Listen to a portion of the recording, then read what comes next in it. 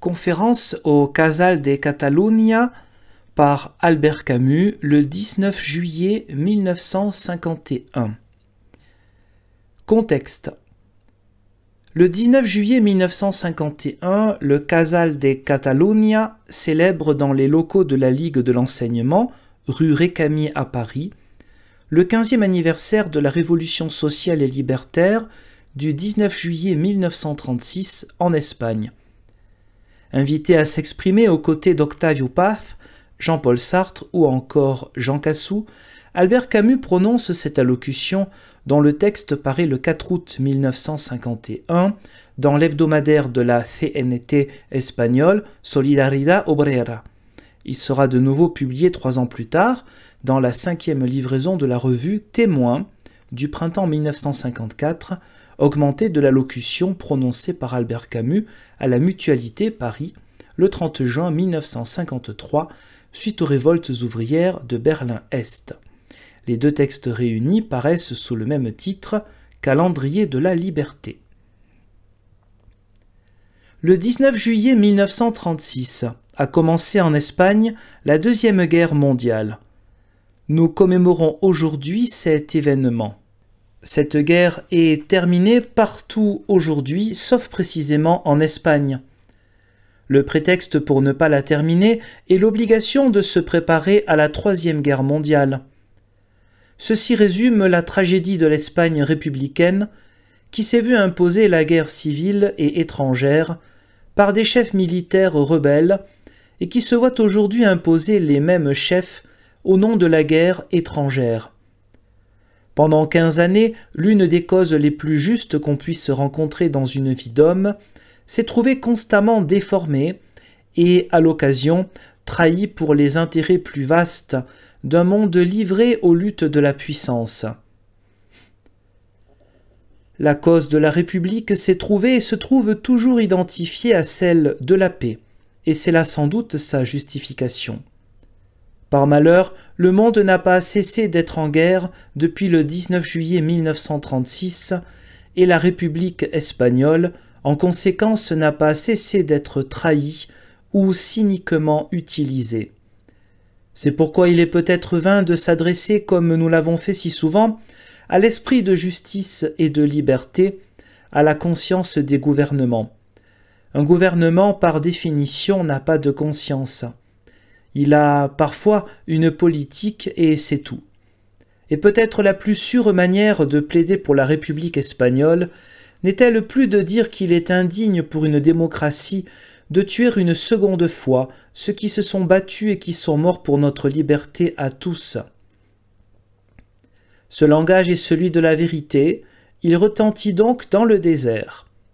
La bonne manière sera de dire plutôt que si le maintien de Franco ne se justifie que par la nécessité d'assurer la défense de l'Occident, il n'est justifié par rien. Cette défense de l'Occident, il faut qu'on le sache, perdra ses justifications et ses combattants les meilleurs si elle autorise le maintien d'un régime d'usurpation et de tyrannie. Puisque les gouvernements occidentaux ont décidé de ne tenir compte que des réalités, autant leur dire que les convictions de toute une partie de l'Europe font partie aussi de la réalité et qu'il ne sera pas possible de les nier jusqu'au bout.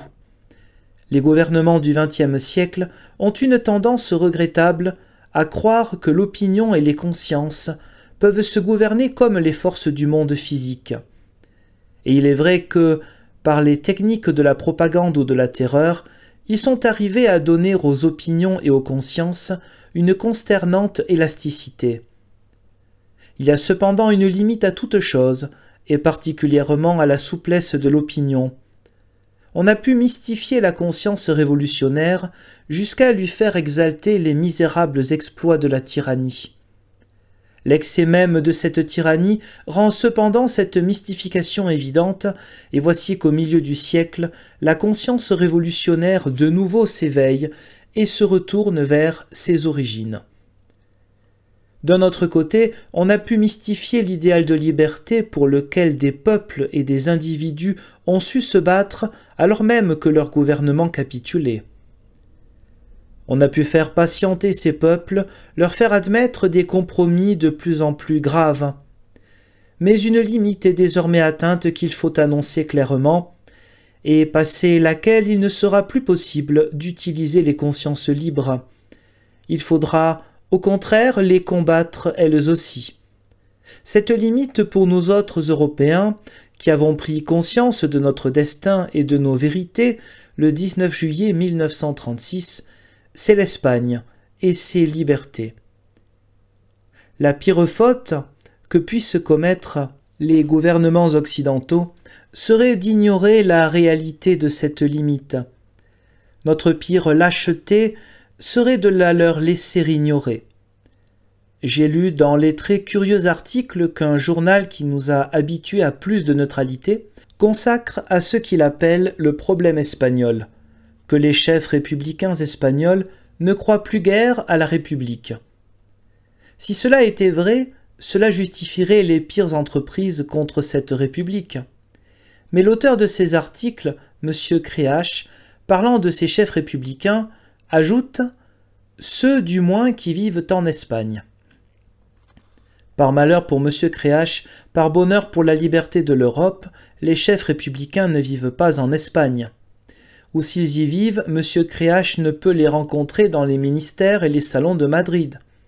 Ceux qu'il connaît et qu'il dit être républicains ont cessé de croire à la République en effet. Mais ils ont cessé d'y croire à partir du moment où ils ont accepté de la soumettre une deuxième fois à ces meurtriers.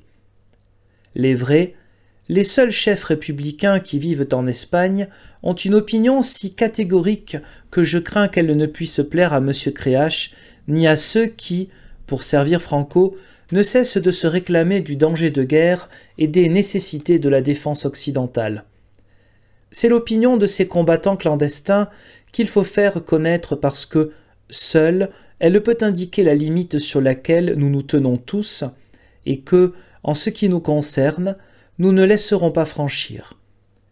C'est pourquoi je voudrais que ma voix fût bien plus forte qu'elle n'est et qu'elle parvînt directement à ceux dont c'est la tâche de définir la politique occidentale en fonction de la réalité, pour leur porter des déclarations sans ambiguïté du responsable du plus puissant mouvement clandestin espagnol.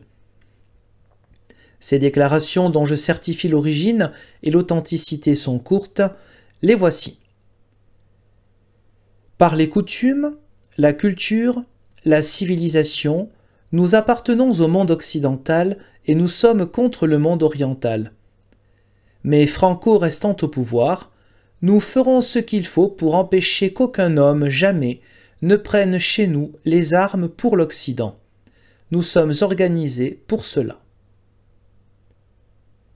Ceci est une réalité que les réalistes de l'Occident feront bien de méditer, et non pas seulement en ce qui concerne l'Espagne, car le combattant qui parle ici, et dont la vie aujourd'hui est un perpétuel danger, est le frère d'armes de centaines de milliers d'Européens qui lui ressemblent, qui sont décidés à lutter pour leur liberté et certaines valeurs d'Occident, qui savent aussi que toute lutte suppose un minimum de réalisme, mais qui ne confondront jamais réalisme et cynisme, et qui ne prendront pas les armes pour défendre l'Occident avec les morts de Franco et la liberté avec les admirateurs de Hitler.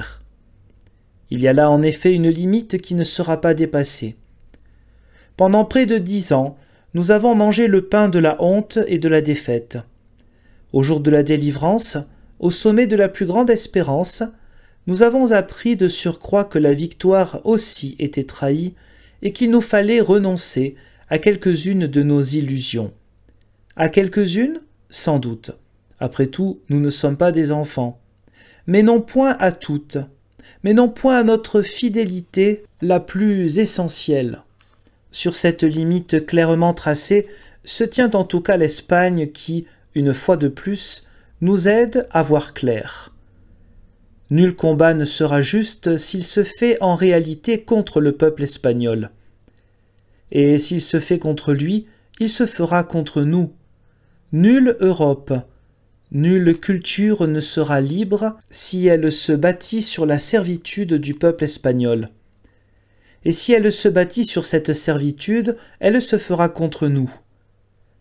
L'intelligent réalisme des politiques occidentaux aboutira finalement à gagner à leur cause 5 aérodromes et 3000 officiers espagnols et à s'aliéner définitivement des centaines de milliers d'Européens.